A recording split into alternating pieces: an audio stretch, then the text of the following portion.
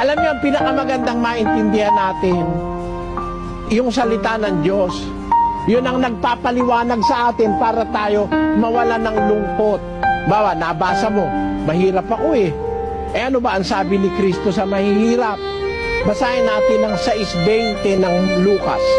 At itiningin niya ang kanyang mga mata sa kanyang mga alagad at sinabi, Mapapalad kayong mga dukha, sapagkat inyo ang kaharian ng Diyos. Mapapalad kayong nagugutom ngayon, sapagkat kayo'y bubusugin. Mapapalad kayong nagsisitangis ngayon, sapagkat kayo'y magsisitawa. Mapapalad kayo kung kayo'y kapuotan ng mga tao at kung kayo'y ihiwalay nila at kayo'y alimurahin at itakwil ang inyong pangalan at tila masasama dahil sa anak ng tao.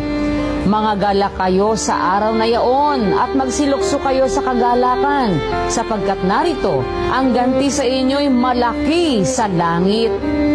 Sapagkat sa gayon ding paraan ang ginawa ng kanilang mga magulang sa mga propeta. Datapwat sa aba ninyong mayayaman, sapagkat tinanggap na ninyo ang inyong kaaliwan. Sa aba ninyong mga busog ngayon, sapagkat kayo'y mga gugutom. Sa aba ninyong nagsisitawa ngayon, sapagkat kayo'y magsisitagboy at magsisitangis. Sa aba ninyo, pagka ang lahat ng mga tao ay magsalita ng magaling tungkol sa inyo, sapagkat sa gayon ding paraan ang ginawa ng kanilang mga magulang sa mga bulaang propeta.